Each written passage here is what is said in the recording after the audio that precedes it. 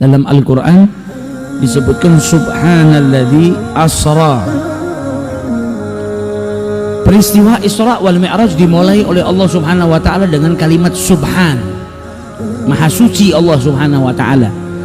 Kalau kita sudah berbicara tentang subhanallah, maha suci Allah, kalimat subhan, kalimat tanzih buat Allah Subhanahu wa taala, kalimat untuk mensucikan Allah Subhanahu wa taala, berarti perbuatannya Allah nggak sama dengan perbuatan manusia. Manusia nggak bisa berbuat seperti perbuatannya Allah Subhanahu wa taala. Allah itu nggak punya kekurangan. Dan Allah itu perbuatannya luar biasa. Nggak bisa disamakan dengan af'al atau perbuatan manusia. Maka dari itu dalam Al-Quran ketika Allah menceritakan perjalanan Al-Isra wal Mi'raj dimulai oleh Allah Subhanahu wa taala dengan kalimat subhan. Jadi kalian gak perlu takjub dan mikir gimana caranya. Kalau yang melakukan manusia mungkin kita berpikir bagaimana caranya.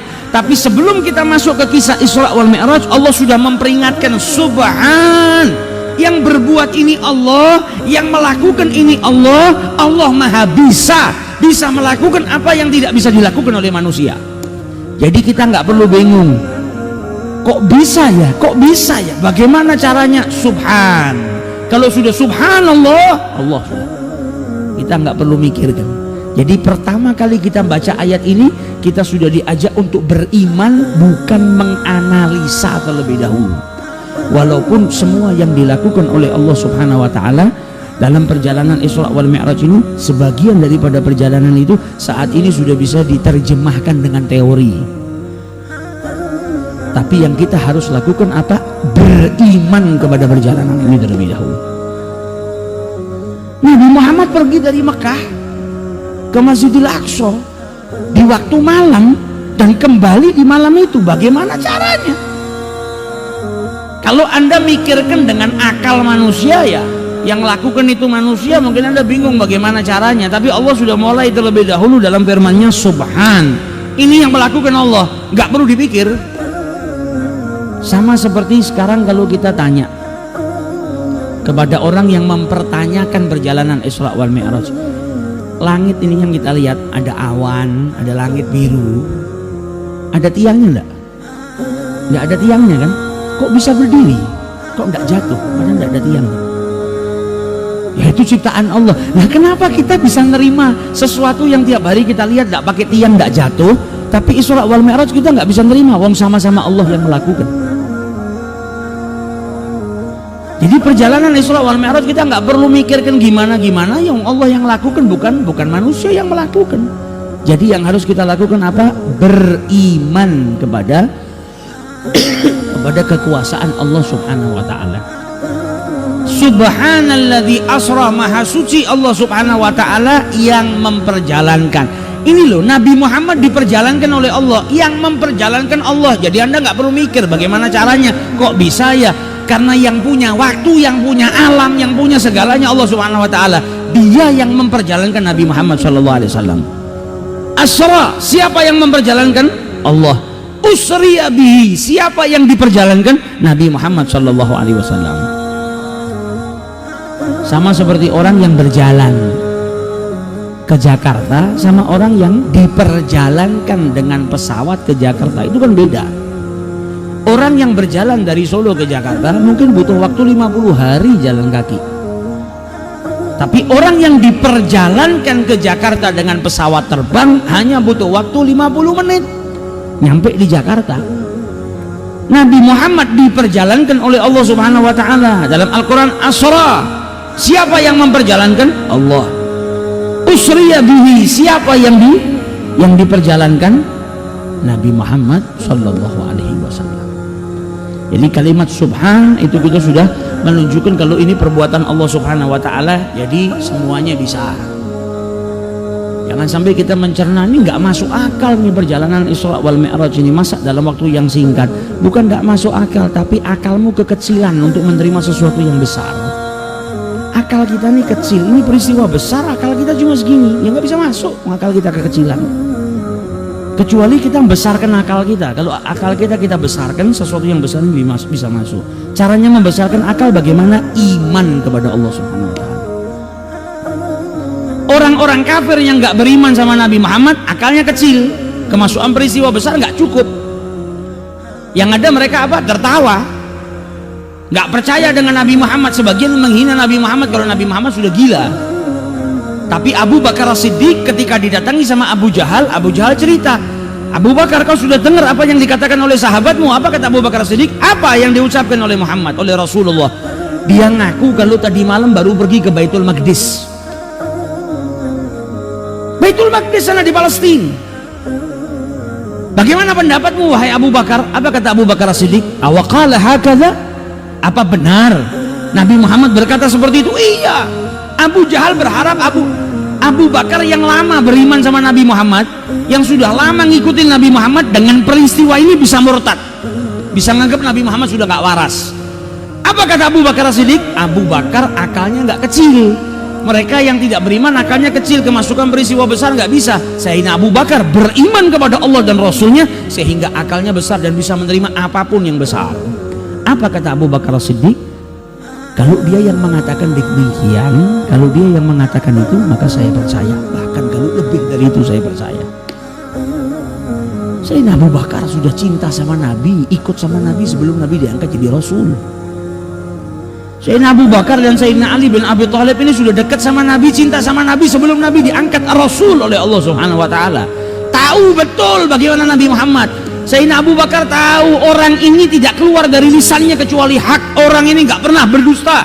Apa yang dikatakan benar. Kalau dia yang berkata demikian, aku percaya. Bahkan kalau lebih daripada itu, aku percaya. Nah, ini akalnya Sayyidina Abu Bakar besar karena dengan iman. Maka segala sesuatu yang besar pun bisa masuk ke dalam akalnya. Subhanalladzi asra bi abdihi, maha suci Allah yang memperjalankan hambanya bi abdihi.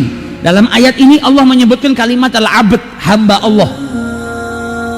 Supaya apa? Supaya tidak ada orang yang kebablasan. Kebablasan bagaimana? Perjalanan Isra wal Mi'raj ini kan perjalanan yang menakjubkan, penuh dengan mukjizat. Nabi Muhammad pergi dari Mekah, dari Masjidil Haram ke Masjidil Aqsa. Setelah itu naik ke langit-langitnya Allah, berjumpa dengan Allah Subhanahu wa taala. Kalau sampai ada orang yang mau menuhankan Nabi Muhammad, sama Allah direm terlebih dahulu dengan kalimat bi abdi.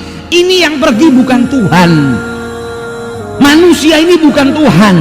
Ini yang jalan adalah abdun, hamba. Kalau hamba pasti punya majikan, kalau hamba pasti punya Tuhan.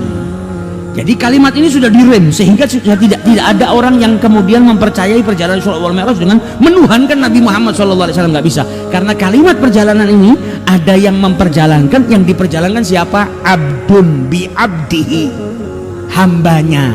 Yang ini kembali kepada siapa? Tuhannya yang memperjalankan hambanya. Dan kalimat bi abdihi juga menunjukkan perjalanan Nabi Muhammad SAW ketika Isra wal Mi'raj bukan mimpi, bukan rohnya, tapi tubuh juga dengan roh. Jadi sebelum orang bikin omongan sudah dijawab dulu sama Allah Ta'ala dalam Al-Quran. Karena di kemudian hari setelah orang beriman dengan perjalanan Nabi Muhammad, ada orang-orang yang mulai menanamkan perang pemikiran, Ghazwatul Fikr.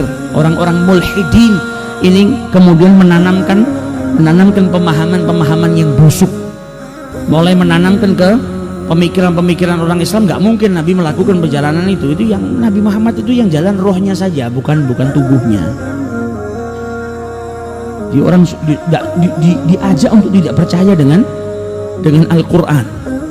Yang Isra, yang Mi'raj itu rohnya saja, bukan tubuhnya. Kalau tubuh nggak mungkin, nggak masuk akal. Dan kalau nggak masuk akal, kalau engkau nggak paham dengan Al-Quran, tapi kalau engkau sudah mempelajari Al-Quran, subhan, maha suci Allah Subhanahu wa ta'ala, wong itu perbuatannya Allah, kenapa nggak mungkin? Dan Nabi Muhammad diperjalankan sama Allah Subhanahu wa ta'ala dengan tubuhnya dan juga dengan ruhnya.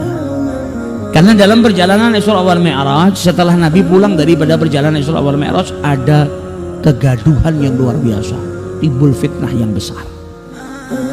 Keluarganya Nabi Muhammad ada yang berkata, apa, jangan kau ceritakan peristiwa ini kepada orang-orang kafir, nanti kau ditertawakan, kau didustakan. Kata Nabi Muhammad, saya nggak diperintahkan oleh Allah untuk menutupin kisah ini. Kalau ditanya ya saya ceritakan. Nabi Muhammad keluar ketemu Abu Jahal. Abu Jahal tanya, Sama Nabi Muhammad diceritakan. Kata Abu Jahal, kalau saya panggil orang-orang Mekah untuk mendengarkan ceritamu ini, apa kau mau ceritakan? Kata Nabi Muhammad, saya ceritakan. Diceritakan sama Nabi Muhammad, orang tertawa, nggak percaya, orang dustakan Nabi Muhammad, ada yang memfitnah Nabi Muhammad, sudah hilang akal.